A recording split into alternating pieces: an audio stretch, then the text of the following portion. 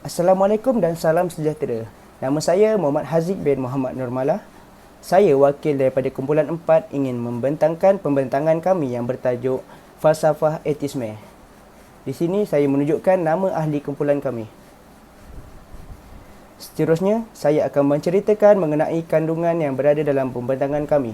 Yang pertama adalah definisi, tokoh dan ciri aliran pemikiran falsafah etisme. Yang kedua, ciri-ciri sebab golongan ini berpegang terhadap pengaruh etisme. Yang ketiga, ciri-ciri aliran pemikiran yang menjadi punca yang menyebabkan penolakan atau penentangan falsafah etisme. Yang keempat, ciri-ciri aliran pemikiran falsafah etisme yang mempunyai perbezaan dengan rukun negara. Yang kelima, ciri-ciri aliran pemikiran falsafah etisme yang mempengaruhi sistem ekonomi sosial, politik dan pendidikan. Yang keenam, isu semasa terhadap pemikiran etisme. Yang ketujuh, hubungan isu semasa dengan pemikiran falsafah etisme. Dan yang kelapan, amalan dan tindakan kumpulan yang dipengaruhi oleh pemikiran falsafah etisme. Yang kesembilan, cadangan mengatasi pemikiran falsafah etisme. Dan yang terakhir, cara pelaksanaan terhadap cadangan berdasarkan falsafah rukun negara. Okey, seterusnya saya akan menceritakan mengenai definisi, tokoh dan ciri aliran pemikiran falsafah etisme. Etisme bermaksud menurut Oxford Dictionaries adalah merujuk kepada ketidakpercayaan atau kurang kepercayaan tentang kewujudan Tuhan atau Tuhan-Tuhan. Secara etimologinya, perkataan etisme berasal daripada perkataan Greek ethis, di mana A bermaksud tanpa dan theos bermaksud Tuhan. Menurut The New Encyclopedia Britannica pula, etisme merupakan sebuah kritikan dan penafian terhadap kepercayaan metafizik tentang Tuhan atau makhluk kerohanian.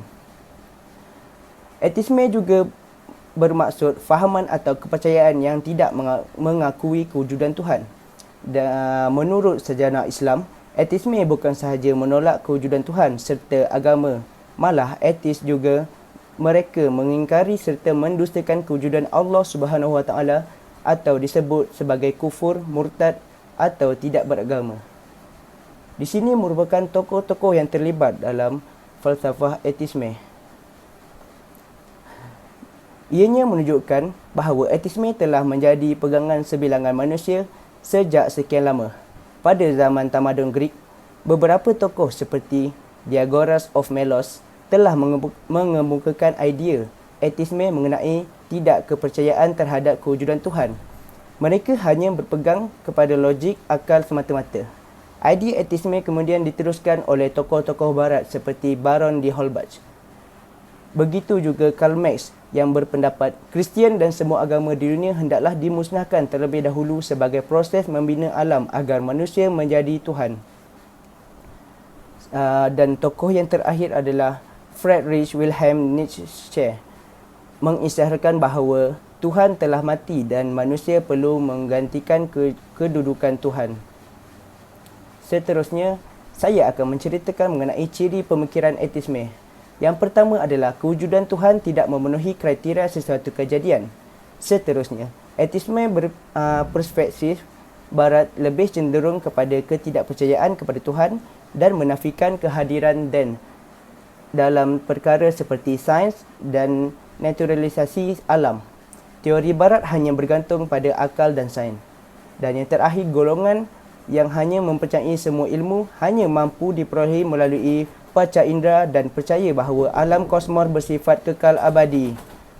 Seterusnya, saya akan menceritakan mengenai ciri-ciri sebab golongan ini berpegang terhadap pengaruh etisme. Yang pertama adalah mereka mendakwa bahawa Tuhan tidak juga ditemui dengan alat dan mesin yang canggih. Ini menyebabkan keyakinan golongan tersebut terhadap falsafah etisme sejak ini kuat. Mereka yakin bahawa Tuhan ini tidak wujud. Seterusnya, kekuasaan Tuhan yang dianggap paradoks. Seterusnya juga, ketidaksinambungan Tuhan bagi seluruh agama di dunia. Dan yang terakhir, masalah kesengsaraan di atas bumi. Seterusnya, saya akan menceritakan mengenai ciri-ciri aliran pemikiran yang menjadi punca yang menyebabkan penolakan menentang falsafah etisme. Sebagai umat Islam, kita percaya kewujudan Allah kerana Nabi dan umat Islam terlebih dahulu telah menyampaikannya. Golongan etisme menganggap bahawa kekuasaan Tuhan adalah paradoks. Teori pragmatisme penipuan sendiri adalah dakwaan yang jelas hanya kepalsuan semata-mata, kerana Islam yang diajarkan oleh setiap Nabi ini datang dengan pembuktian yang jelas sehingga sukar dibantah. Hal ini dinamakan mukjizat. Keistimewaan agama Islam dan kewujudan Allah Subhanahu Wa Taala, dan yang terakhir kepercayaan golongan etisme bahawa Allah Subhanahu Wa Taala menjadikan sebahagian daripada mereka adalah orang kaya dan sebahagiannya orang miskin. Seterusnya, saya akan menceritakan mengenai ciri-ciri aliran pemikiran falsafah etisme yang mempunyai perbezaan dengan rukun negara.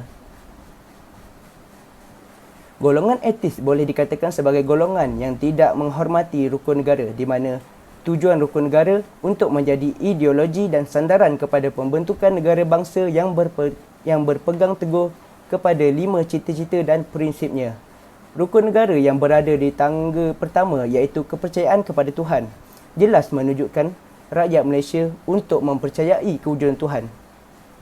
Seterusnya, golongan etis ini telah pun mencabar rukun negara yang ketiga iaitu keluhuran perlembagaan yang menekankan rakyat untuk menerima, mematuhi serta mempertahankan kemuliaan perlembagaan. Seterusnya, saya akan menceritakan mengenai ciri-ciri aliran pemikiran falsafah etisme yang mempengaruhi sistem ekonomi, sosial, politik dan pendidikan. Di sini menunjukkan kesan daripada aliran pemikiran falsafah etisme. Yang pertama adalah sosial. Suasana akidah masyarakat akan rosak. Peningkatan aktiviti yang tidak sihat dengan bertentangan dengan ajaran Islam. Dari segi politik, berlaku pergaduhan antara golongan etisme dan golongan penentang di mana ia boleh menjejaskan politik. Dari segi ekonomi pula, akibat daripada kekacauan yang dihasilkan oleh golongan ini, ia mampu merosakkan imej negara di kacamata antarabangsa. Daripada ini, mampu menjejaskan prestasi dan melambatkan ekonomi negara. Dari segi pendidikan pula, ianya akan menjejaskan pengembangan pendidikan di peringkat awal, kanak-kanak dan remaja. Seterusnya ialah isu semasa daripada pemikiran etisme. Di sini menunjukkan bahawa generasi muda yang menginginkan hak kebebasan. Ianya pula menunjukkan golongan penyokong etisme melakukan pemberontakan atau kutukan secara terbuka di laman media sosial. Di sini juga menunjukkan penyebaran ancaman akidah melalui media sosial di Malaysia. Seterusnya ialah ajaran sesat atau murtad yang semakin meluas telah disebarkan melalui media sosial. Seterusnya, hubungan isu semasa dengan pemikiran falsafah etisme. Yang pertama adalah golongan ini yang meyakini bahawa hidup merupakan proses yang di mana tiada ruang untuk menerima kewujudan Tuhan. Selain itu, golongan ini juga memegang fahaman bahawa inginkan kebebasan atau tidak mahu terkongkong dan tidak bergantung kepada yang lain. Golongan ini juga menetapkan bahawa tiada bukti wujudnya Tuhan sebagai asas penolakan terhadap sesuatu agama. Dan yang terakhir, menolak secara mutlak terhadap kewujudan Tuhan atau segala yang bersifat ilahiyah. Seterusnya, saya akan menceritakan mengenai amalan dan tindakan kumpulan yang dipengaruhi oleh pemikiran falsafah etisme. Etisme membentuk menjadi satu fahaman dan aliran pemikiran dengan adanya ahli fikir yang berterus terang menafikan kewujudan Tuhan dan dengan dalil-dalilnya yang tersendiri. Perjuangan pemikiran etisme adalah sekadar bersandarkan rasional yang dipaksakan kepada pengikut mereka agar menerima dan menganutinya. Tindakan yang dilakukan oleh golongan etis adalah memutar balik cerita, melakukan pemberontakan di media sosial dan menyebarkan kepercayaan mereka di dalam sosial media. Seterusnya ialah cadangan mengatasi pemikiran falsafah etisme. Yang pertama ialah menerapkan kefahaman kepada masyarakat, di mana kita boleh mengeluarkan satu arahan di mana semua masyarakat perlu dan wajib menyembah Tuhan masing-masing. Seterusnya, menguatkuasakan undang-undang yang kukuh. Isu ini dapat ditangani apabila negara menetapkan undang-undang yang tegas terhadap golongan yang mempunyai kepercayaan etisme ini. Seterusnya ialah hujahan bersama golongan etisme, di mana mempelajari sejarah Rasulullah SAW, di mana cara ugutan dan saliran bukan ajaran Rasulullah. Yang terakhir adalah cara pelaksanaan terhadap cadangan berdasarkan falsafah rukun negara. Yang pertama adalah kepercayaan kepada Tuhan. Rukun negara telah membuktikan kepada masyarakat agar dapat menyembah Tuhan mengikut kepercayaan dan agama masing-masing. Seterusnya, kedaulatan undang-undang. Rukun negara yang keempat menunjukkan isu ini dapat ditangani apabila negara menetapkan undang-undang yang tegas terhadap golongan yang mempunyai kepercayaan etisme.